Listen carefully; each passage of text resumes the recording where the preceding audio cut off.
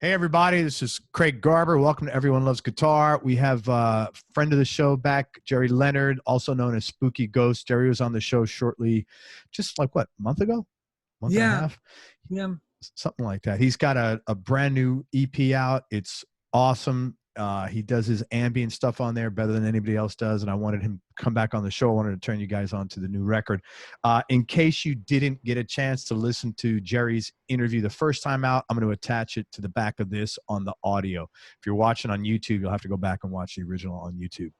Quick background on Gerry. He's originally from Dublin. He's a guitar player, songwriter, and producer, now based out of New York. He played on David Bowie records Heathen, Reality, and The Next Day. He has 2 co-writes with David on the record. He toured with Bowie on the Heathen and Reality tours, and he was music director for the Reality tour and the DVD. As a session player, he's worked with Suzanne Vega, which he's going back out with her on tour in, God willing, everybody's healthy, in January to Paris. Rufus Wainwright, Duncan Sheik, Avril Lavigne, Roger Glover, Sophie B. Hawkins, Chris Botti, Laurie Anderson, as well as others. A lot of people commented, by the way, that they loved your work with Duncan. That was a big comment on your first on the interview That's on cool. YouTube. Yeah. Yeah, Duncan was great. You know, I don't work with him as much now because he does more Broadway stuff. He had that big success with Spring Awakening, and so he does a lot of writing for that. But we toured for many years, made a lot of records, and he was really generous with giving me the chair to just kind of like do my thing.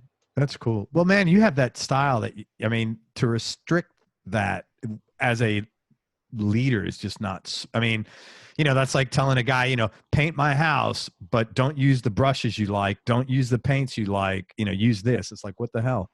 It's more like when, you know, when your house is flooding and the water's coming in from the ceiling and you're trying to, it's like that with yeah, man, people got to let you pointless to try and stop it. Yeah, absolutely. Gerry's also the music director on tour with Suzanne Vega, and he co-wrote all the songs on Suzanne's record Tales from the Realm of the Queen of the Pentacles. And he was also music director with Rufus Wainwright and Duncan Sheik, as we just mentioned. He's also scored and played on films, including a Roger Waters score for the film The Last Mimzy. You can find all this music pretty much on iTunes, and it's out there. He is a very talented guy, man. I'd highly encourage you to listen to Gerry's stuff. Thank you. Turn up the volume. Oh, it's just telling the truth. And it's all, most of it is under the name of Spooky Ghost. And Gerry's recorded, I know he said 2 solo records, but I have like 1, 2, 3, 4, because one of them is Gala's Story, which is a great record. It's an original motion picture soundtrack. Awesome soundtrack. And he's got a new EP called Viral Times, which we'll talk about today. He recorded the first record in his East Village apartment. And again, we'll talk about some of this stuff today. His new record is called Viral Times. I wanted to turn you on to it. He's really a great artist, in addition to being a very, very competent sideman. And let's rock and roll. Tell me, I know you have a good story, Gerry, about how the record came about. New one, Viral Times. Yeah, talk about that. Yeah. Well, it's you know, it's a story. You know, we all just kind of like got hit, I guess, mid-March here in America with, you know, the rumors of this COVID pandemic and then the reality of it. Like, I was literally on tour with the celebrating a Bowie celebration. And we played Portland the night before, and we were to play Seattle on the 10th of March, I believe it was. Maybe the 11th of March, and we got cancelled in Seattle because Seattle was the first city to go down, and the mayor banned gatherings of more than 200 people, which meant our gig was cancelled.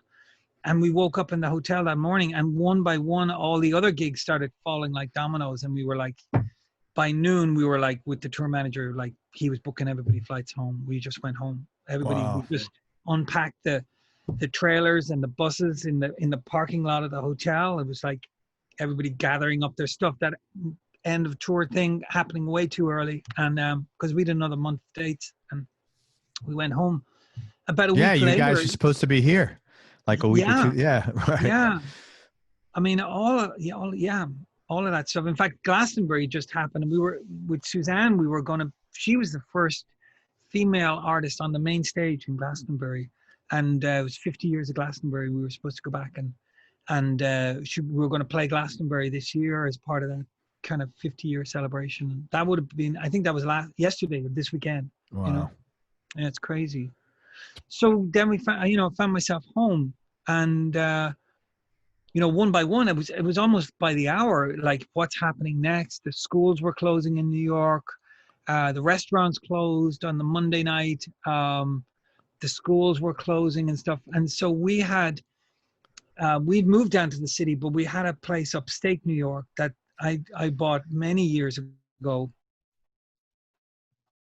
as a refuge, and migrated there. We were able to get the house back. We'd been renting it, and it was like, we got to get out of the city. Cities are beautiful and energized, and New York is this dynamo of stuff. But it's the exact opposite of what you need for a pandemic. So we found ourselves back upstate and in this kind of lockdown, and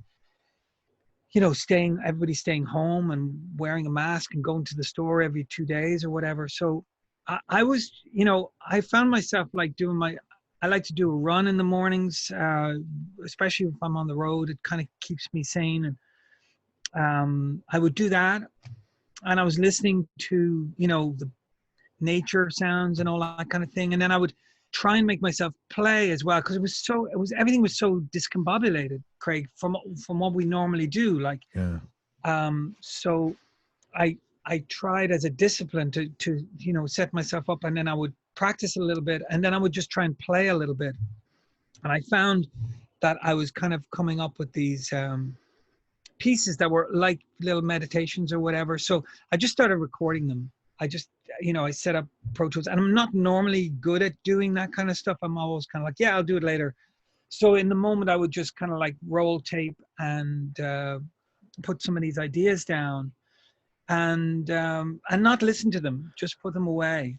And after a couple of weeks, I started going back in and listening and hearing what was there, and I had this idea that I could turn some of these pieces into this music that's maybe so.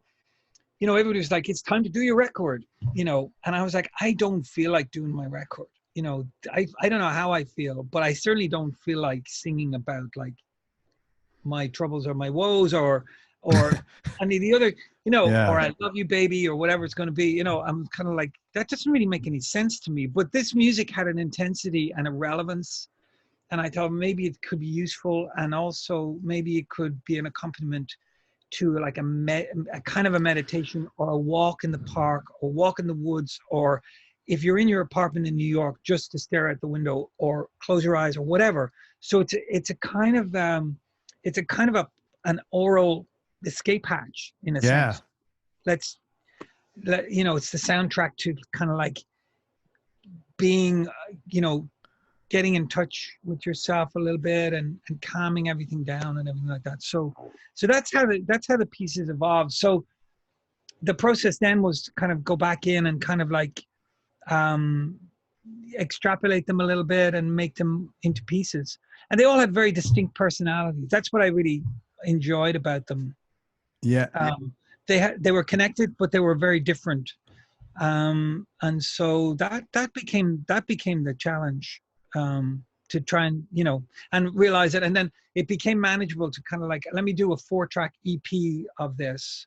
And I'm working on volume 2 right now. So that was volume 1, and I just released it. I'm trying to get it on. It's going to be on Spotify and all the major streaming platforms, but that takes 2 or 3 weeks. So it might be hitting pretty soon, actually. Yeah, by the time this drops, I bet you it'll be on. Yeah. Yeah. For the moment, I just posted everything on my site, and I've since given you an option to buy the stuff if you want to get the MP3s and the artwork and stuff like that. But mostly, I just wanted to get it out there where people could click on a link and stream it. Have you ever thought about somehow?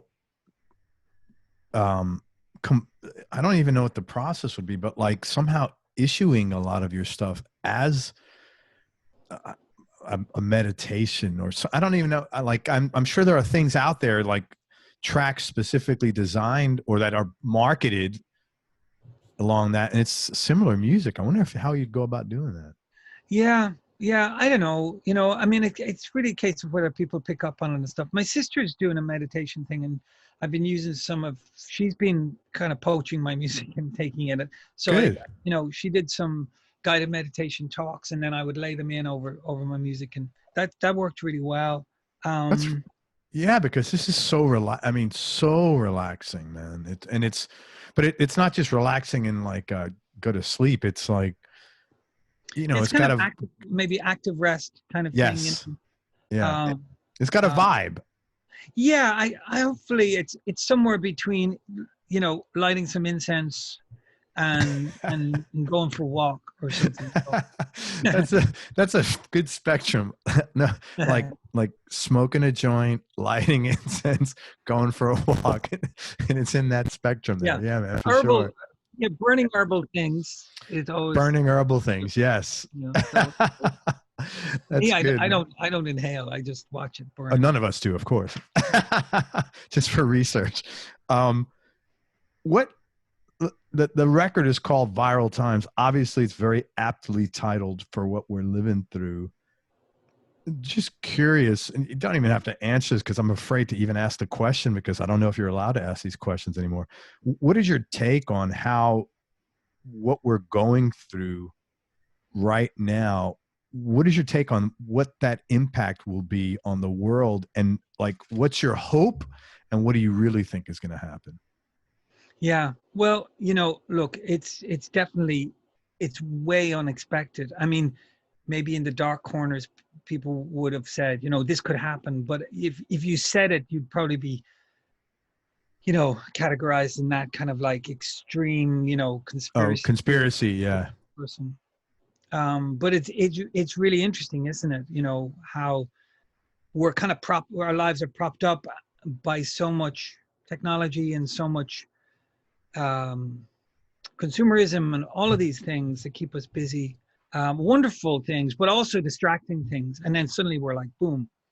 What's interesting is that the real, I think the real hero of this has been human nature and people kind of like getting back to much more fundamental things that are innate in us and that we maybe didn't even realize that we have, like our kindness for others, thinking about others, and also like slowing everything down and doing simple things like making bread or making scones even.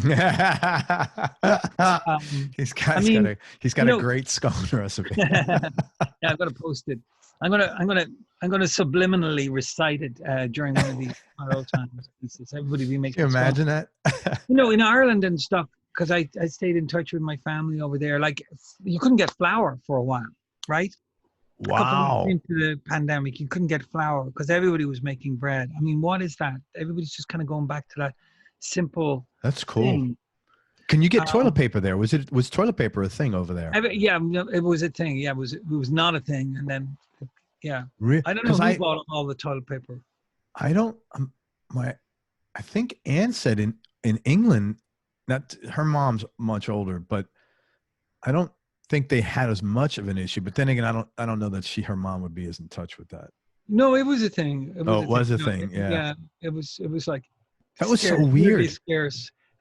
I loved the video of like the guy going into McDonald's and buying a burger and paying for it in sheets of toilet paper. That's right. What it was like at a certain point. Yeah, it was pretty nutty, man.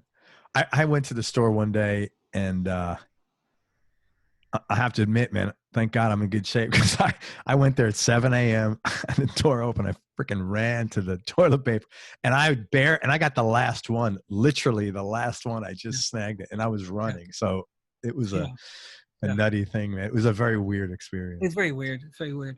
But, I think like, so and it's a little idealistic, but I think in a sense, what's good about this, or one of the good things, is that it's empowered people again, and it's disempowered, if that's a word, the more corporate multinational idea of selling us stuff all the time, and making us feel inadequate if we don't have XYZ.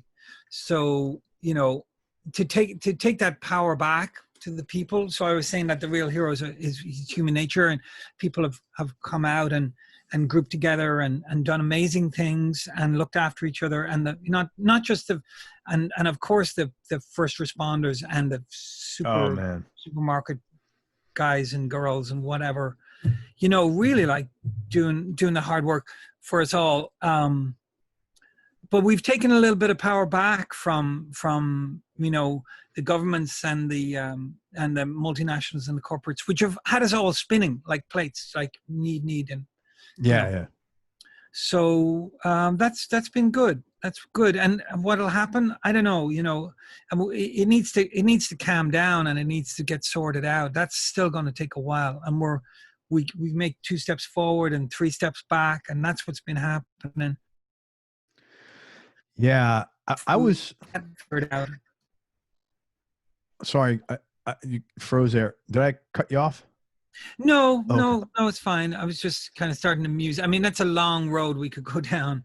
Yeah. But I wish we were further along in the positive sense. Yeah. You know, unfortunately, we have to go back a little bit because I don't know. People are not believing that it's real, and it's hard to believe that it's real, but it's real.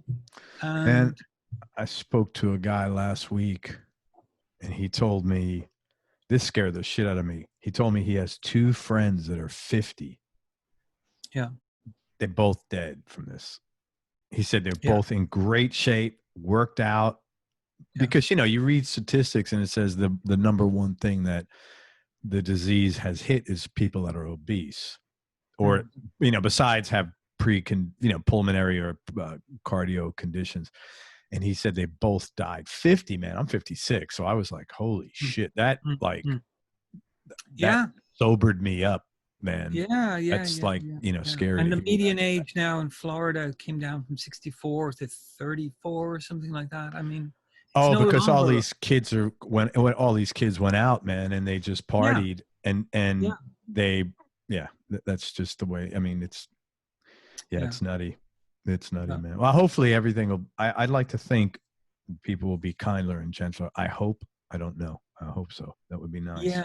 Yeah. What did you get out of the downtime? Anything in particular?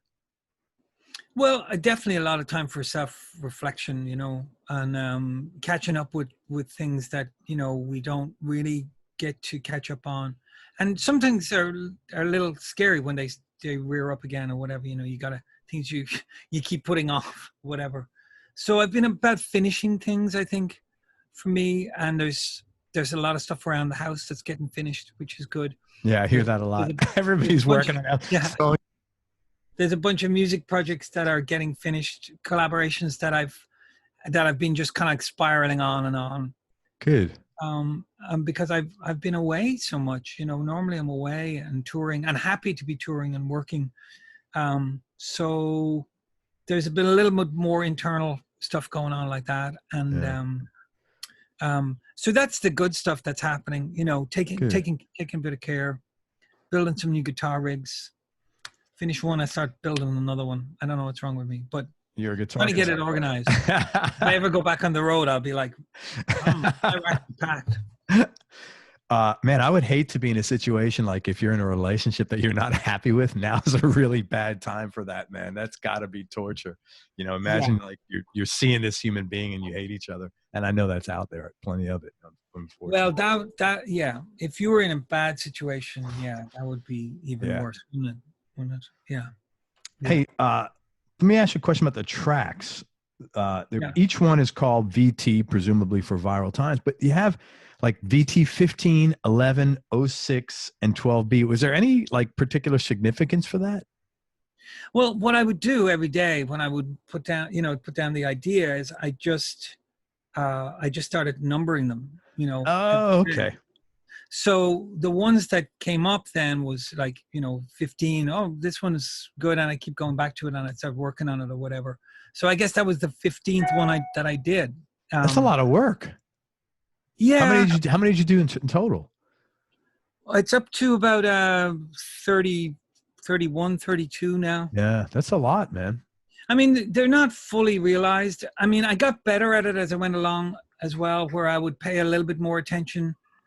Like I did one, there's one that came up the other day, VT28, if anybody's interested. But, you know, that was interesting because it wasn't really loop based. It was more like a sound thing that I had up and a piece that I was working on. Because normally it was like a combination of like some kind of, you know, some kind of harmonic kind of architecture that made it special. I don't know. I'm always trying to find something that's not just, you know, cat sat on the mat. It would be the lyrical equivalent, you know. Like how can we take the guitar and go into like one of the, you know, something that's less played or less normal or a little bit different, or just musically a little bit different. And so this one, VT28, was coming up, and so I played an improvisation of it, but then I just liked the sound so much, and I went back and I did another one, and then the next day I did two more on the same idea. And then when I started cutting it together, what was interesting was I ended up using a lot more of the later stuff than the earlier stuff, which is normally I would have just done the first one and maybe a bit more and left it at that. So I had a lot more to draw from. And I'm really happy with the way it came together. And also they're all improvisations. So I'm doing some editing, but they're long pieces like cut. So I'm taking sections. So you get to have some kind of feeling that it's, you know, improvised and through composed. If you had to play these, could you play these out? Yeah, I could play a bunch of them. That's really cool. I like to feel like there's some real music there behind all the, you know, jiggery pokery that's going on. Otherwise, you know, with, you know, mangling the sound or whatever, you know. But yeah, I could, you know, and some of them I have written around that where, you know, I could play them. That's cool, man. They're really good tunes, man.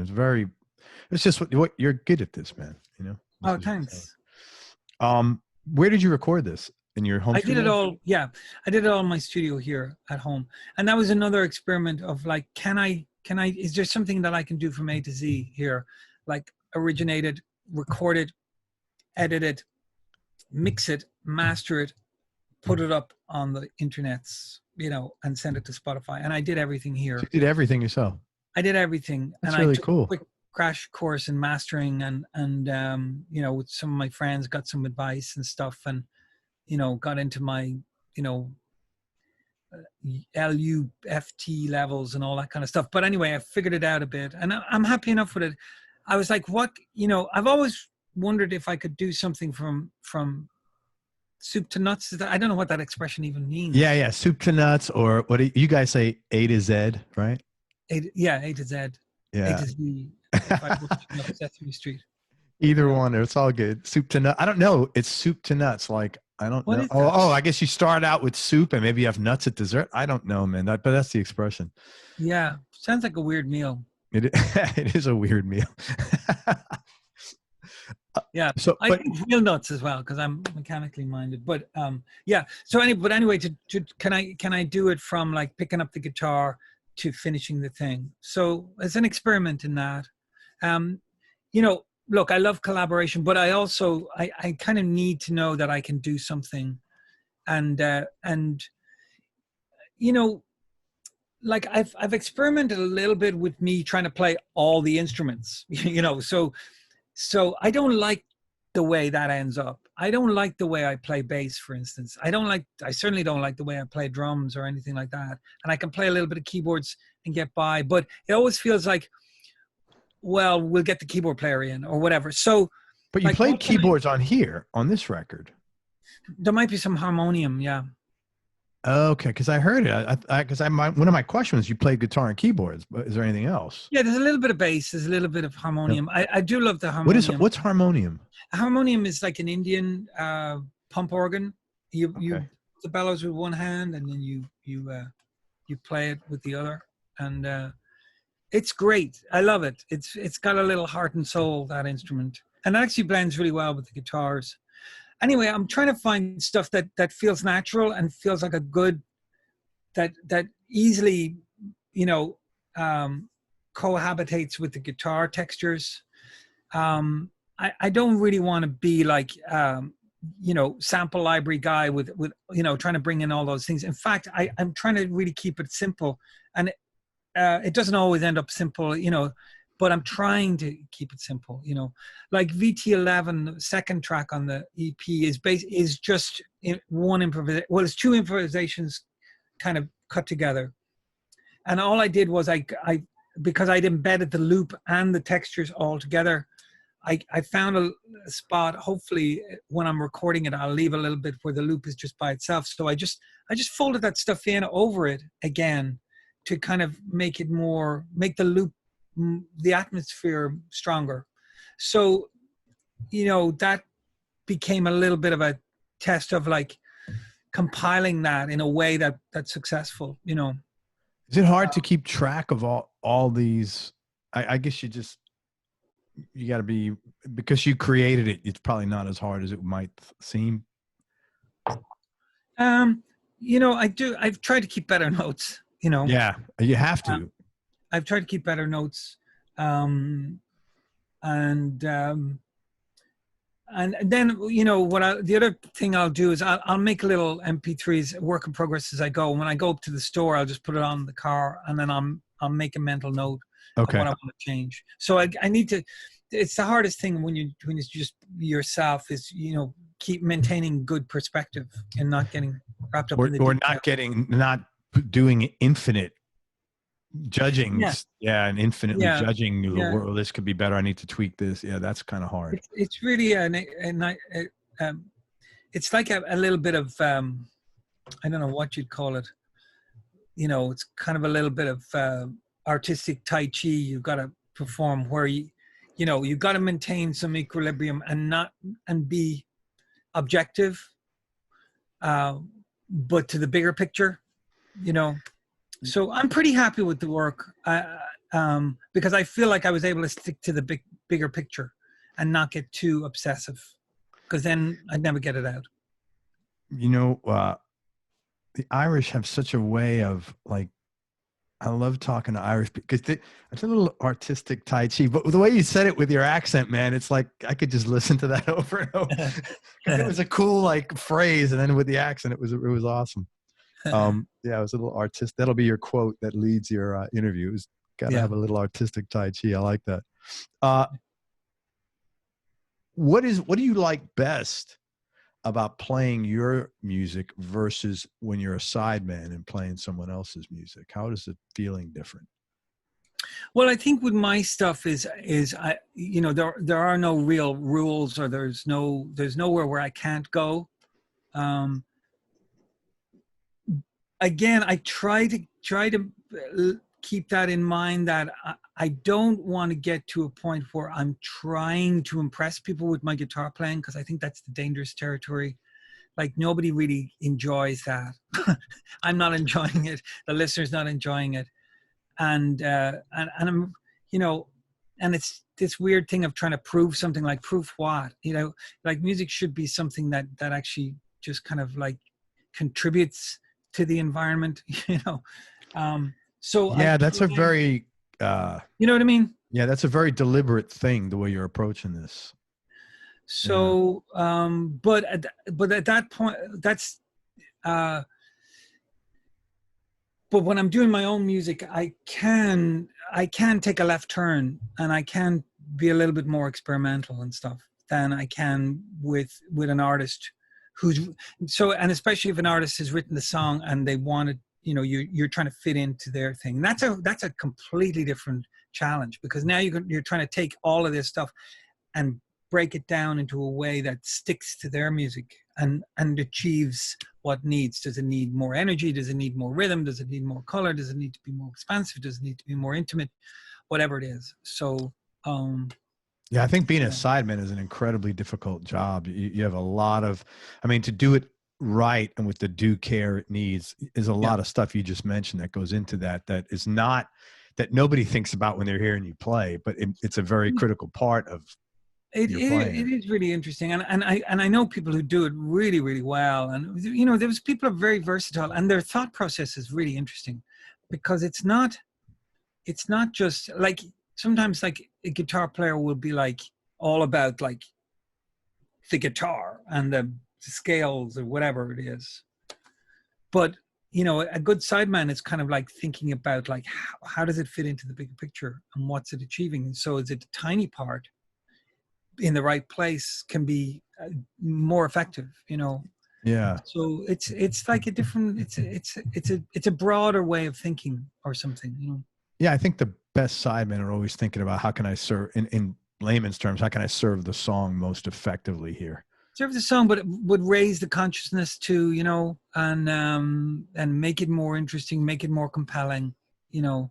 So, you know, yeah, I mean, look at those, you know, maybe with drummers, you can see it a lot. I mean, you know, you take a guy, I mean, like, if you listen to like a guy like Hal Blaine, you know, the way he played on like some of that Paul Simon stuff, it's Oh, just he's so innovative. And so, like, who would do that? Just come in with the hi-hat and then go to the toms, you know? Like, that's super brave, but it's so effective, you know? who played drums on his 50 Ways song? Do you know? Was that wasn't Hal Blaine? I don't think. No, that was Gadd, wasn't it? That was Steve Gadd. Yes, it was Steve Gadd. Right. That's Yeah, that classic kind of Gadd, you know, rhythmic role, but super locked with the vocals as well. Yeah, that was incredible. One of the greatest, most iconic drum riffs ever. Yeah, yeah. What are you hoping listeners get out of this? I hope they just have a good time all of the time. No, I hope that it can serve, you know, a purpose where it kind of like is a moment where you can transport yourself, or, you know, make a mundane task a little bit more fun, or make a walk in the park a little more heightened, or whatever it is, you know. Totally. So personal space, a little bit of personal space, a little bit of time for reflection, and hopefully feel good, make you feel good. Well, I'll tell you right now, as a listener, I can tell you what I get out of it. It's incredible. It's uplifting. It's relaxing. And most important, as I'm getting older, it's not work to listen to it. It's, you know, you get more, it's relaxing as hell. Right. You know, yeah, as I'm good. older, I want less stress in my life. And this contributes to that greatly. Yeah. So. Yeah, I think so. I mean, I'm trying to, like, that's what I'm saying. I'm trying not to play so close to my limitations as a player that it's uncomfortable, you know, and harmonically, like, I like stuff that's a little more out there, but I also, try to be careful with the compositions that it's not just deliberately trying to be difficult.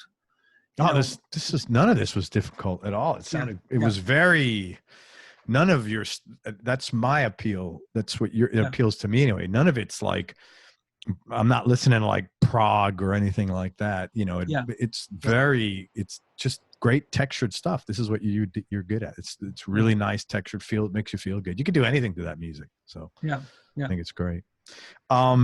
Is there any chance you'll play it out at all? Well, yeah, I mean, assuming we can play out. Yeah, and I might do a web concert later in the month, or it's nearly the end of the month already. Time's flying by. But there's a friend of mine has a studio in there set up for video, and they invited me down, and I said that I would do it. I just have to kind of get it all together, but it'd be nice to play some of it there. Yeah, let me know. That would be cool. And do it live. And then if we ever get back to touring and stuff, I'll probably incorporate some of these pieces in my live Spooky Ghost show, which is awesome. Right now is like more the stuff from the records, the Light Machine and the Fable third record, which, you know, I've been playing the songs forever. I can't bring myself to record them. But anyway, that's another. That's. You ever open? Have you ever like opened for any of your artists? I used to open for Duncan, and I've opened for Suzanne a couple of times. Yeah, I would think that would be a good fit with Suzanne. And I would play some. I played some shows on the Bowie tour on the days off. So we'd get into the city and we'd have a day off. My tech was really good at so we did a bunch in Australia, but I did some in Paris and I did some in London and I did some in Dublin. And that was always fun because you'd have a lot of the Bowie fans in for the show and they'd come down. So it's kind of like it's like a big hang, you know, with some improvised music, which is always good fun. And I'm assuming when you're playing in Dublin, it's like a lot of people that you know come and hang out and come out. Yeah. That's cool. Very It's cool, man. fun. Yeah. Well, listen, let me tell people where to get the record and to check out your music. If you go to Gerry Leonard Spooky Ghost, it's Gerry with a G, Gerry. So GerryLeonardSpookyGhost.com. Right on the front page there, it says new release. Click on the volume 1. It's a really intense album cover of Gerry just told me it's taken on the west coast of Ireland. It's really very intense picture of the sky. But click on that and it'll take you right to the tracks. You can buy it, listen to it. I know he's going to have it up on streaming, I'm sure, by the time this interview drops. So it'll be there, it'll be available. I would really encourage you to go back and listen to the entire Spooky Ghost catalog. His first record from 99 was absolutely awesome. He's got, like I said, Gallows Story, the soundtrack, The Light Machine, and all of these records are great, and Viral Times you'll like just the same. And so if you want to just like, thanks, relax and enjoy, I think that was great. If you're looking to enjoy some personal space and have something that's going to enhance that and not take away from it, put on anything from Spooky Ghost. You can't go wrong. Anything else? Wow, what else is going on? Not much. January 18th. Yeah, the touring is really, we're fingers all crossed. We're all just home, and right now the dates that would have been in May this year have been rescheduled for January, so mid-January. So if we get back to some kind of level where we can enjoy a concert and we can actually travel, then we'll do these dates and we'll start playing shows again. Awesome. Which I miss, I really miss it. God, I gotta believe all you guys miss it terribly, man. That's gotta be, that's what you do. Yeah, it's what we've done for years. But believe me, I'm getting to fix all the guitar rigs that have been like, sad, sorry affairs, intermittent things or whatever. So yeah, I've been going through all the guitar rigs and building new ones. So what guitar did you use for this? The Viral Times? Yeah. I ended up using a lot of this. I'll show you this Paul Reed Smith, which I got recently, and I got. Man, that's a cool looking guitar. I've changed the pickups on it to these vintage. They're still Paul Reed Smith ones, but they're more vintage style. And what's beautiful about this guitar is it's really, really even. I mean, it's incredibly made. I don't really understand this guitar. It's like super high tech. It's got this Floyd Rose thing, which is just really interesting because I pick up this guitar and it's always in tune. It's amazing. Slightly wider fingerboard, but it's super even. Ebony, or is that rosewood? I can't see from here. No, I think it's ebony. Yeah, it looks beautiful, man.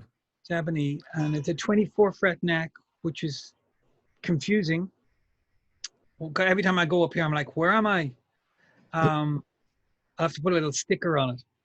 You are here. You are here. Is that a specific model? Custom Spooky Ghost.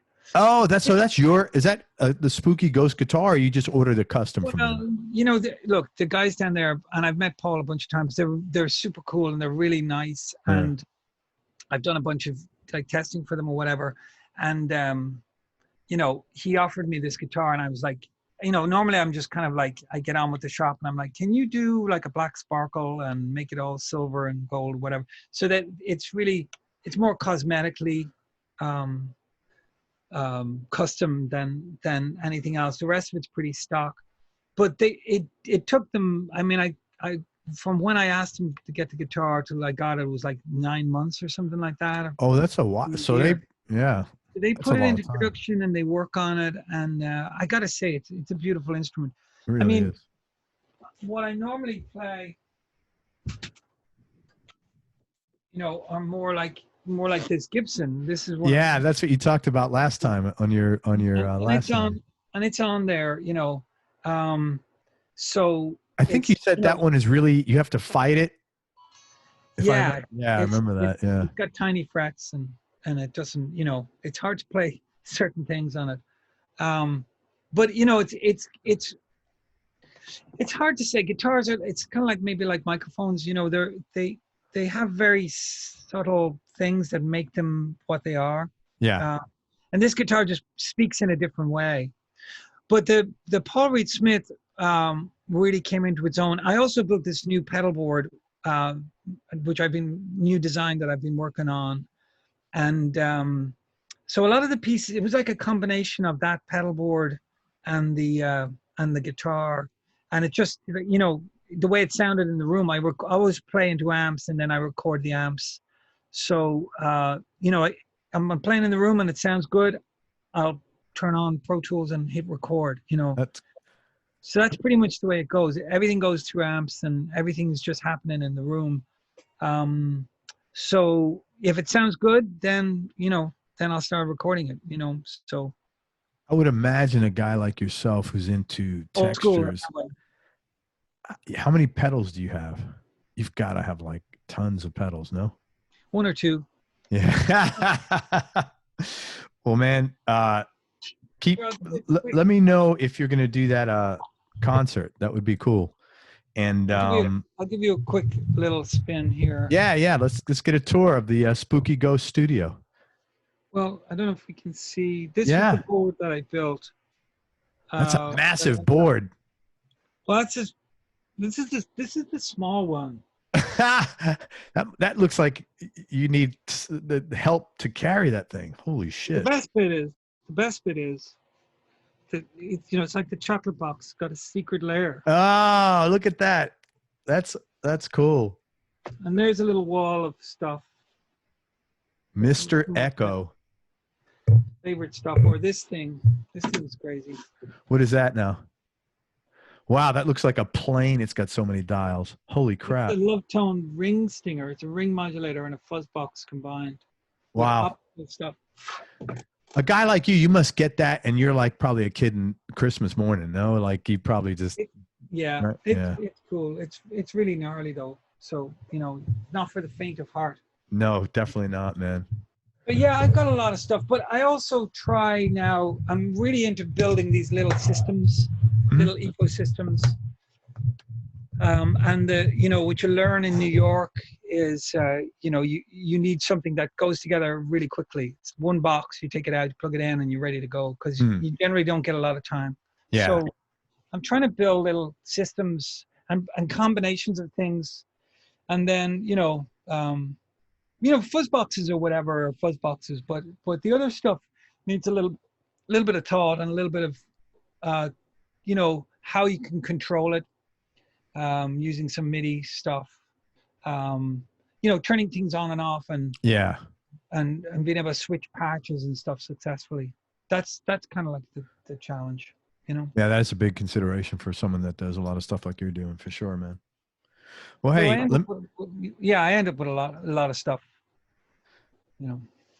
Let me tell people one more time. I would love everybody to go to Gerry Leonard Spooky Ghost. Again, it's Gerry, Gerry, Gerry Leonard Spooky Ghost, and then check out, it's right on the front of his website, new release, volume 1 of Viral Times for Spooky Ghost.